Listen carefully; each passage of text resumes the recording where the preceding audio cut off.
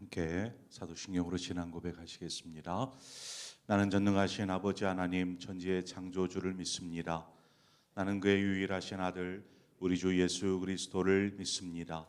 그는 성령으로 잉태되어 동정녀 마리아에게서 나시고 본디오 빌라도에게 고난을 받아 십자가에 못 박혀 죽으시고 장사된 지 사흘 만에 죽은 자 가운데서 다시 살아나셨으며 하늘에 오르시어 전능하신 아버지 하나님 우편에 앉아 계시다가 거기로부터 살아있는 자와 죽은 자를 심판하러 오십니다.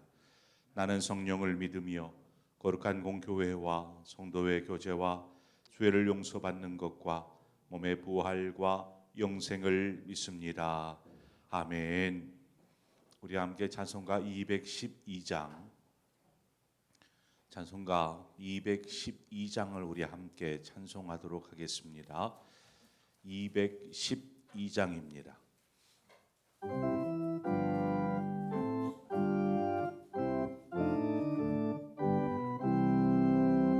겸손히 주를 섬길 때 괴로운 일이 많으나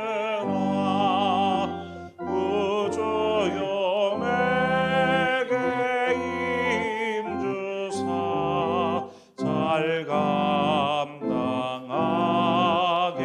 하소서. 인자 한 마리를 가지고 사람을 감화시키며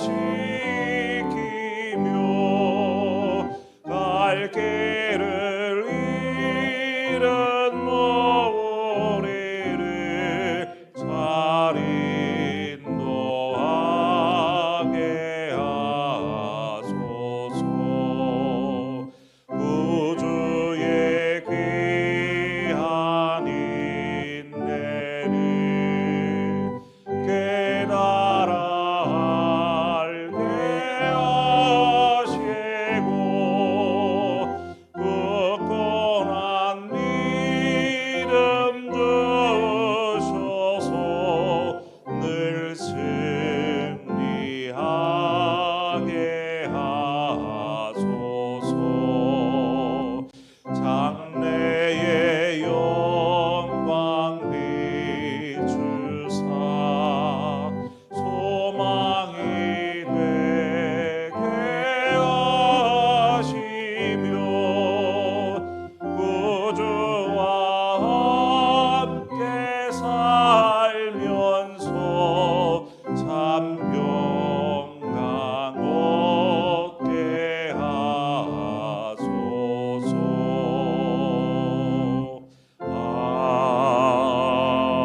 아멘.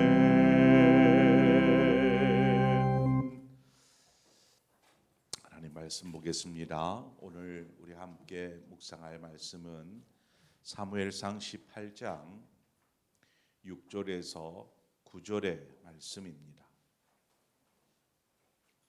사무엘상 18장 6절에서 9절의 말씀을 한 절씩 교독해서 보도록 하겠습니다. 무리가 돌아올 때 곧 다윗이 블레셋 사람을 죽이고 돌아올 때에 여인들이 이스라엘 모든 성읍에서 나와서 노래하며 춤추며 소고와 경쇠를 가지고 왕 사울을 환영하는데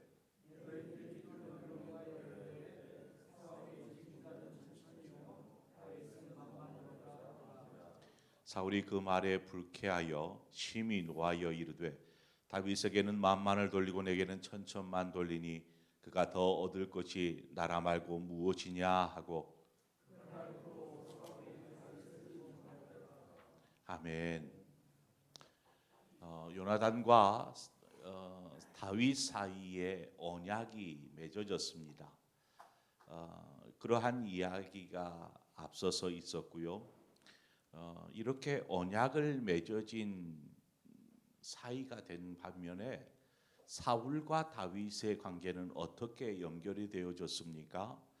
사울은 다윗을 자신의 옆에 두기를 원하였고 다윗에게 군대의 장이 되게 하였습니다. 사울과 요나단의 차이가 무엇일까를 생각해 봅니다. 요나단은 다윗을 자신과 동등된 그러한 사람으로서 입장에서 다윗을 바라보고 있다라면, 사울은 다윗을 어떻게 보면 자신의 도구처럼 이용하는 그러한 사울의 모습을 우리는 보게 됩니다. 그러한 이유가 어떤 결과를 가져오게 되는지 오늘 본문은 고스란히 그 마음들을 드러내고 있습니다. 전쟁이 마무리가 되었고 이제 전쟁에서 승리하고 돌아갑니다. 승리하고 이제 개선하는 것이지요. 할 때에 이스라엘 여인들이 성읍에서 나와서 노래를 하며 춤을 추며 소고를 치고 하면서 이들을 기쁨으로 환영합니다. 승리하고 돌아온 그 이스라엘 군대를 향하여서. 그런데 이 여인들이 그들을 환영하면서 불렀던 여인들의 노래가 문제가 되었습니다. 어떤 문제가 되었느냐 하면, 사울이 죽인 자는 천천히요 다윗이 죽인 자는 만만히로다라는 이 노래의 가사입니다. 이 여인들의 노래를 이렇게 사울이 이렇게 말을 타고 맨 앞에서 이렇게 성읍으로 들어오지 않았겠습니까? 그런데 이 노래가 계속 거슬리는 거예요. 왕인 자신을 높이지 않고 그저 어린 다윗을, 초라한 다윗을 어떻게 보면 이스라엘의 영웅처럼 더 높여 노래하는 이 여인들의 노래 가사에 자신도 모르게 화가 일어나기 시작합니다. 이때부터 사울은 오늘 본문에 보니까 다윗을 주목하였다라고 기록하고 있습니다. 여기서 말하는 주목하였다라는 의미는 좋은 의미에서의 주목한 것이 아니라, 여기에는 사울의 시기와 증오의 시선이 함께 가는 것이죠. 증오와 시기의 시선으로 다윗을 바라보는 것입니다. 그렇잖아요. 다 큰 어른이 이 소년 다윗을 향하여서 이 증오의 또 시기의 시선을 보낸다라는 것, 얼마나 어처구니 없는 모습입니까? 만약 요나단도 뭐 왕 옆에 같이 함께 이렇게 말을 타고 등장하지 않을까 싶어요. 요나단 역시도 여인들의 노래소리를 들었을 것입니다. 그 노래소리를 들었을 때에 요나단은 어떻게 반응했을까 한번 생각해 봅니다. 요나단은 아이고 당연한 거지.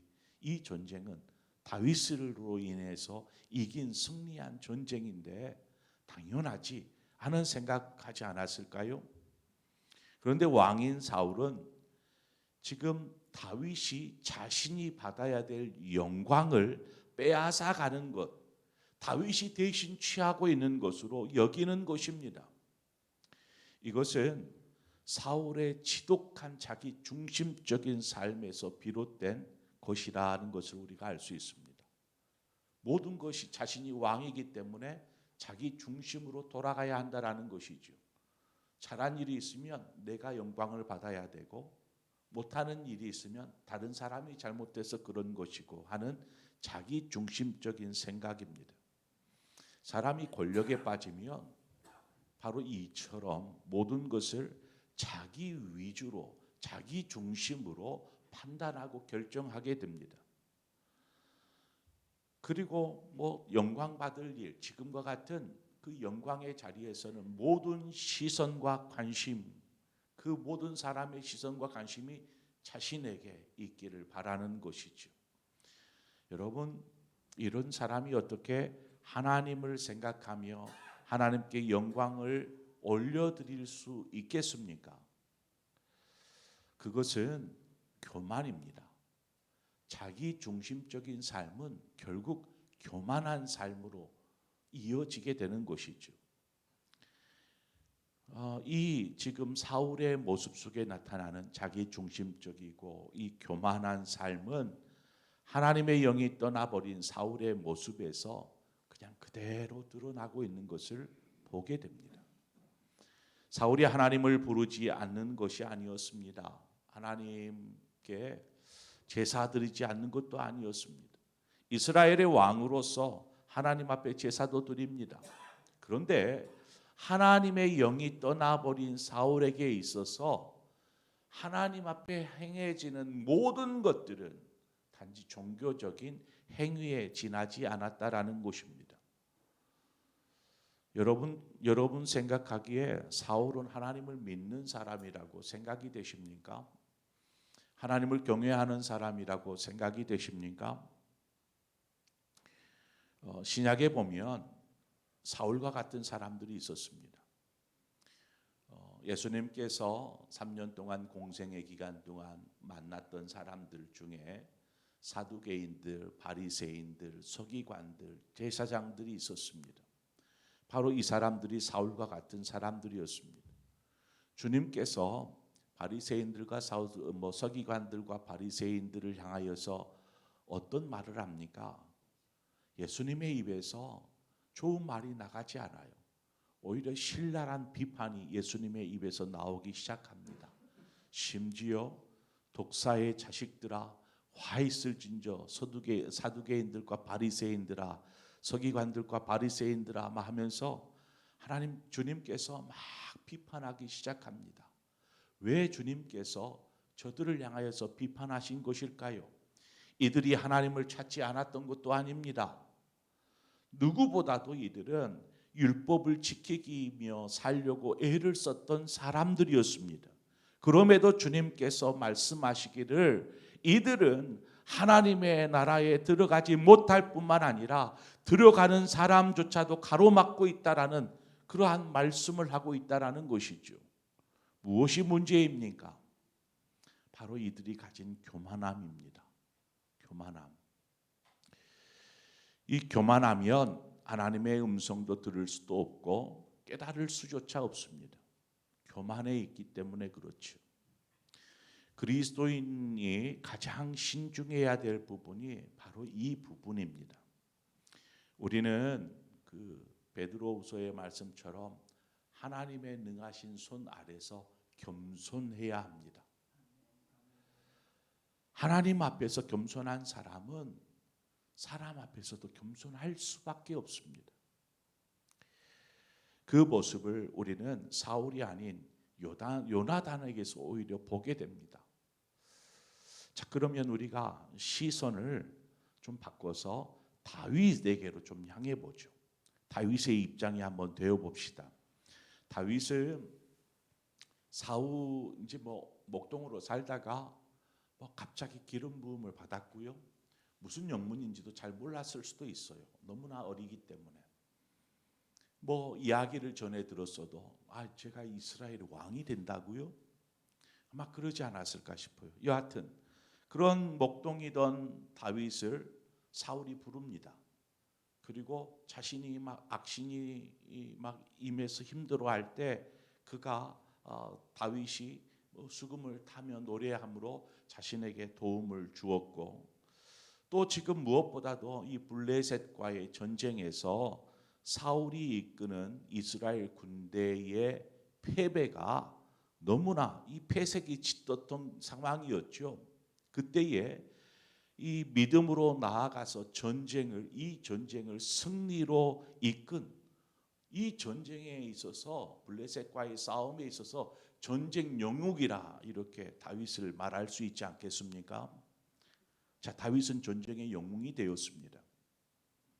분명 그 일로 인하여서 요나단과 같은 정말 믿음의 좋은 동역자를 얻기도 하였고, 또 백성들로부터 정말 다윗이 오늘 5절의 말씀처럼 백성들로부터 어떻게 보면 칭송과 신뢰를 얻게 되는 이러한 일들도 있었지만, 이 승리 이후에 다윗의 삶은 고난으로 바뀌기 시작합니다.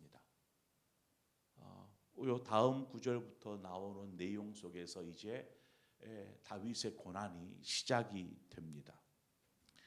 자, 아직 고난이 시작된 것은 아니지만 사울 왕이 이제 다윗을 경계하기 시작하지 않습니까?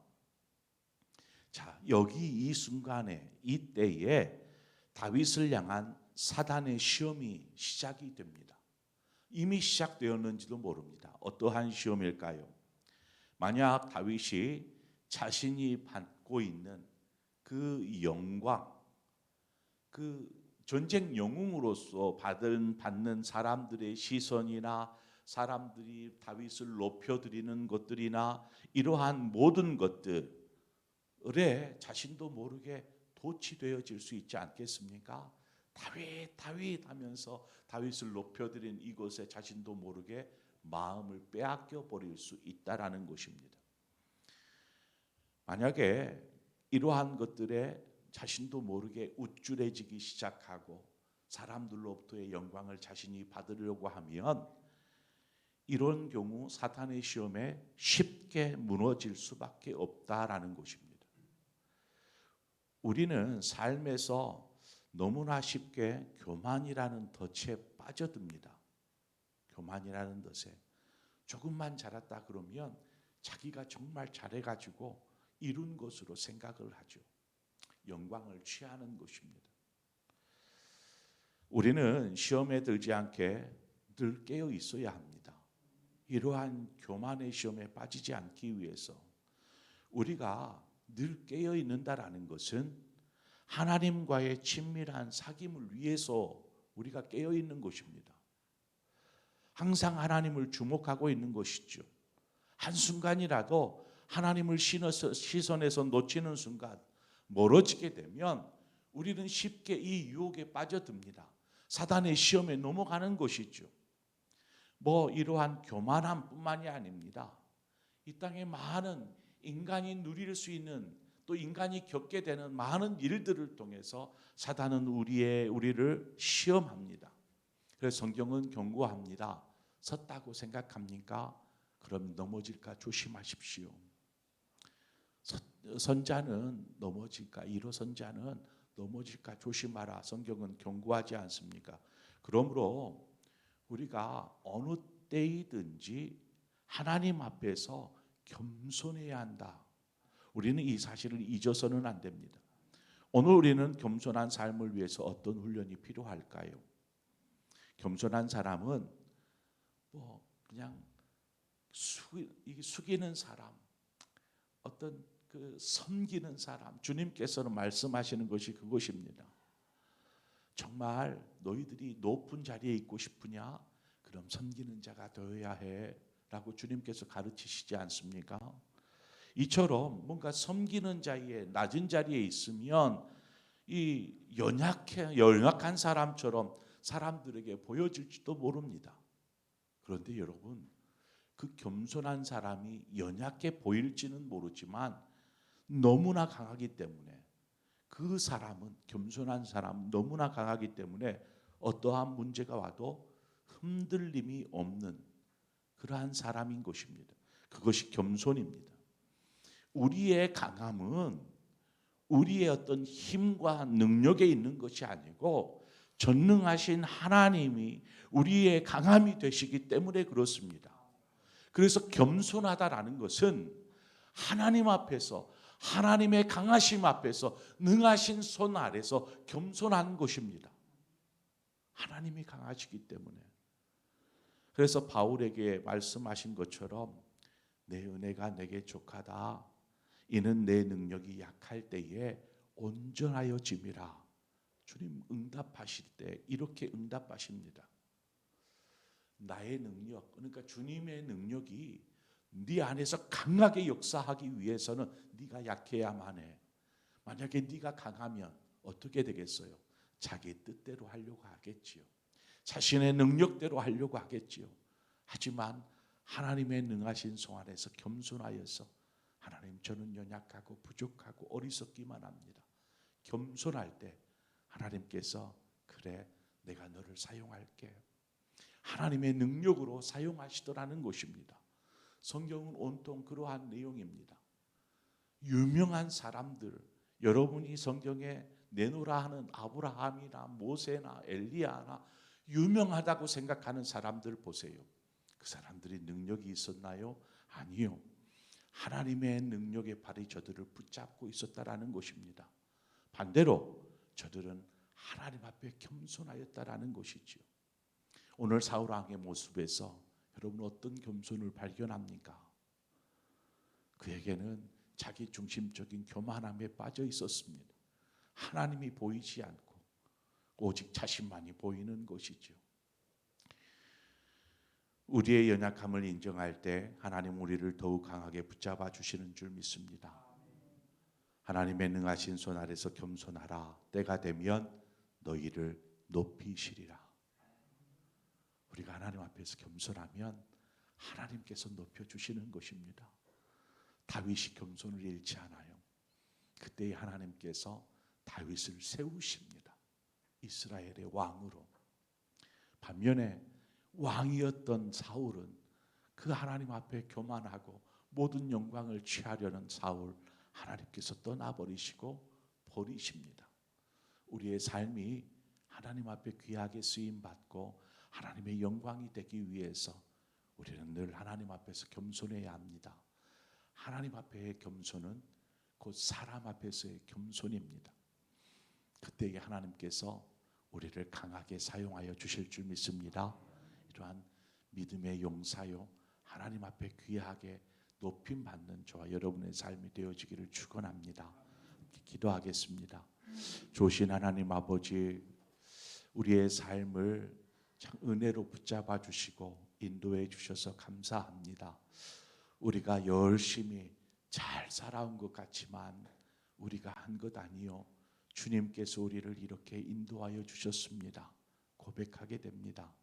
늘 언제나 부족하지만 겸손하게 하나님 앞에 엎드릴 때에 하나님께서 우리에게 족한 것들로 응답하시고 채워주셨음을 고백합니다. 주님, 우리의 일평생 하나님 앞에 늘 겸손한 자로 서게 하여 주시고 늘 우리의 힘이 되시고 우리의 능력이 되시고 우리의 강함이 되시는 하나님만을 의지하며 겸손히 주님 붙잡고 사는 우리의 신앙이 되게 하여 주시옵소서. 우리에게 강함이 필요할 때 강함을 허락하여 주시고 우리가 모든 삶의 자리에서 하나님의 사람으로서 그렇게 믿음으로서 가는 우리 모든 성도들 되게 하여 주시옵소서. 예수님의 이름으로 기도합니다. 아멘. 오늘 이 시간 우리 함께 기도할 때에 말씀을 생각하면서 하나님 겸손을 배우는 사람이 되게 하여 주옵소서. 그 겸손은 사람이 볼 때에 보잘것없는 것처럼 연약해 보이는 것처럼 또 비천해 보이는 것처럼 보일지 모르지만 그것은 어떠한 상황에서도 흔들리지 않는 강함이 되시는 그 하나님의 강함이 우리 안에 있기 때문인 줄 믿습니다. 그 강함으로 하나님 앞에 겸손하고 사람 앞에 겸손한 사람, 모든 것을 하나님 앞에 영광 올려드릴 수 있는 그러한 사람으로 살게 하여 주시옵소서. 오늘 말씀을 생각하면서 우리 함께 기도하기를 원하고 더불어서 우리 세계 열방을 위해서 함께 기도하기를 원합니다. 지금 세계 열방이 뒤숭숭해지고 있습니다. 어떠한 일이 벌어질지 모르겠습니다. 러시아와 우크라이나의 전쟁도 또다시 새로운 국면으로 접어들었습니다. 이것이 어떤 일들이 벌어질지는 저도 생각할 수 없는데 혹시 상상했던 핵전쟁으로 이루 벌어지지 않도록 우리가 세계 열방을 향해서 기도해야 합니다. 이때에 온 세계가 하나님 바른 질서 속에 이루어져 가게 하여 주시기 위해서 하나님의 계획하심, 하나님의 일하심이 필요합니다. 그러기 위해서 우리가 온 세상이 이 지구가 하나님 안에서 하나님 한 몸 되어지게 하여 주시옵소서. 그래서 복음이 전해져야 합니다. 복음이 전해지는 곳에 다시금 도달하는 생명이 다시금 살싹 들 수 있도록, 그래서 오늘 이 시간에 우리가 함께 더불어서 세계 열방을 향해서 특히 우크라이나와 러시아의 전쟁의 종식을 위해서 기도하고 세계의 질서가 바로 잡혀갈 수 있도록 이 모든 일들을 위해서 수고하는 선교사님들의 선교의 사역을 위해서 이 시간 함께 기도하고 또 여러분 각자의 기도의 제목으로 기도하시다 돌아가시겠습니다. 함께 기도하겠습니다. 하나님 아버지, 우리를 불러주셔서 하나님의 자녀 삼으신 주여, 하나님, 우리는 아무런 힘도 또 하나님의 자녀 될 만한 조건도